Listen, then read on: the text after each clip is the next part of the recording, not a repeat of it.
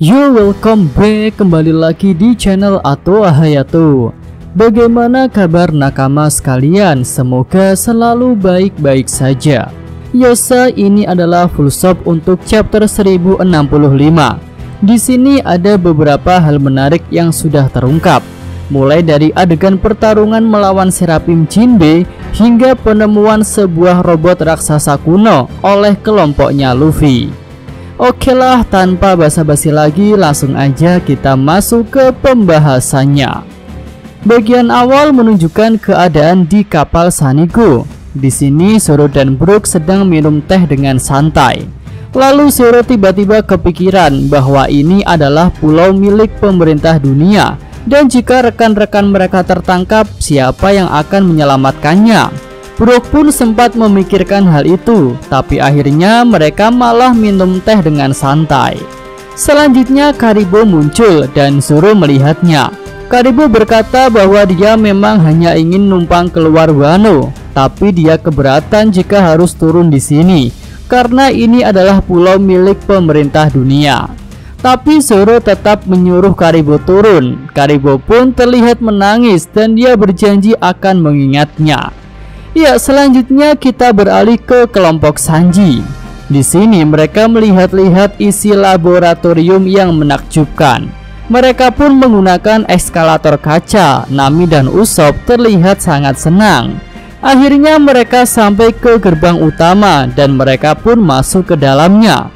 Lilith berusaha memandu mereka, tapi kelompok Sanji malah berjalan ke arah yang berbeda dengan Lilith. Mereka pun jadi berjalan tanpa arahan dari Vegapunk nomor 2 itu. Lalu tak lama kemudian kelompok Sanji bertemu dengan Seraphim nomor 4, dan itu adalah Seraphim yang berwujud Jinbe anak-anak. Seraphim Jinbe ini menggunakan pakaian karate dan dia punya sayap hitam serta rambut putih. Awalnya Seraphim Jinbe terlihat tenang, tapi setelah kelompok Sanji datang, dia langsung berdiri dan tanpa basa-basi langsung mengarahkan laser beam yang keluar dari tangannya. Franky berusaha memberikan peringatan kepada rekan-rekannya dan terjadilah sebuah ledakan yang cukup besar di tempat itu. Kru Mugiwara terlempar, tapi mereka baik-baik saja karena sudah sempat menghindar. Selanjutnya Nami meraih tongkatnya dan dia bersiap untuk menyerang Seraphim Jinbe. Tapi Seraphim itu bisa bergerak dengan cepat. Bahkan di sini Seraphim Jinbe bisa menyelam dan berenang di lantai. Ya, sekilas itu seperti kemampuan milik Senor Pink. Kemudian dengan cepat Seraphim Jinbe bisa menangkap Nami dan bersiap untuk mendaratkan pukulannya. Selanjutnya Sanji yang melihat Nami tertangkap jadi marah. Dia langsung mengaktifkan api yang ada di kakinya untuk menyeram Seraphim Jinbe. Seraphim Jinbe pun terpental ke belakang, tapi dia tidak terluka sama sekali. Nah, ternyata di sini kaki Sanji baik-baik saja, tidak mengalami retak. Selanjutnya giliran Robin untuk menyerang. Dia sudah mengeluarkan wujud raksasanya. Dengan penuh amarah Robin menatap Seraphim Jinbe. Kemudian tubuh raksasa Robin mengeluarkan tangan yang banyak. Tangan-tangan itu langsung mengarah pada Seraphim Jinbe. Tapi Seraphim itu masih tampak tenang. Dan sebelum tangan-tangan itu mengenai dirinya, Seraphim Jinbe bisa menyelam lagi ke dalam lantai. Lalu dengan cepat dia muncul di hadapan Robin untuk melakukan serangan balik. Melihat Robin akan diserang, Usopp bergegas menyiapkan pelurunya. Tembakan Usopp pun tepat sasaran mengenai Seraphim Jinbe. Tapi tentu saja Seraphim itu baik-baik saja. Dia kembali bergerak cepat dan kali ini mengarah kepada Usopp, dan Usopp pun bisa tertangkap dengan mudah. Sanji berusaha menyelamatkan Usopp, dia langsung berlari dengan cepat. Sementara Franky sudah membidik Seraphim Jinbe dan siap meluncurkan laser beam. Ya, selanjutnya scene berganti ke lokasi laboratorium Vegapunk. Di sini terlihat Punk 03 Edison sedang bekerja. Wujudnya adalah robot yang kecil. Lalu tiba-tiba Punk 02 Lilith datang dan memarahinya. Kemudian dimunculkan juga sosok Punk 04 Pythagoras. Dia juga seorang robot tapi lebih besar daripada Edison. Sementara itu, Pang 06 yang bernama York sedang makan. Dia makan banyak sekali hingga perutnya gendut. Setelah itu dia pergi ke toilet, dan setelah kembali dari toilet, tubuhnya kembali langsing seperti semula.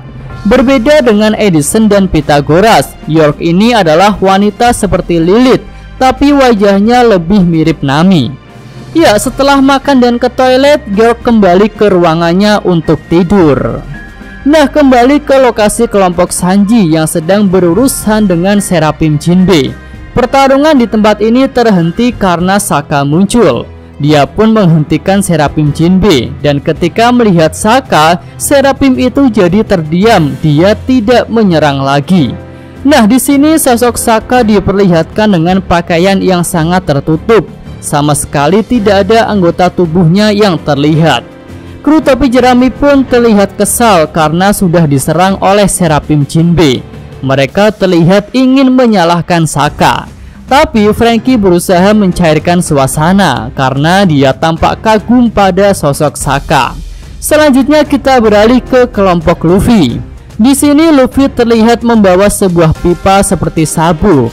Mungkin pipa itu dia dapatkan dari tempat pembuangan Vegapunk. Kelompok Luffy pun tampak terkejut saat melihat sesuatu yang besar di depan mata mereka. Dan ternyata itu adalah sebuah robot raksasa yang rusak. Ya, bisa dikatakan itu adalah robot kuno karena digambarkan sudah lapuk. Wujudnya seperti Oars raksasa, punya tangan yang besar dan perut yang gendut. Lalu robot itu juga punya tanduk, salah satunya patah. Ya, tampaknya robot kuno itu bisa jadi berasal dari kerajaan kuno yang dikatakan punya teknologi tingkat tinggi yang bahkan melebihi Pulau Egghead. Dan tentu sangat menarik sekali untuk menantikan jawaban mengapa wujudnya bisa seperti Oars. Oke, sampai di sini aja full stop untuk chapter kali ini ya, dan nantikan segmen real review dari Mimin yang akan mengupas chapter ini dengan mendalam. Yosa, Mimin Atwa Hayato, terima kasih. Oke, cukup sekian video kali ini. Semoga nakama sekalian menyukainya. Terima kasih sudah nonton. Jangan lupa like-nya dan subscribe channel Atwa Hayato. Yo!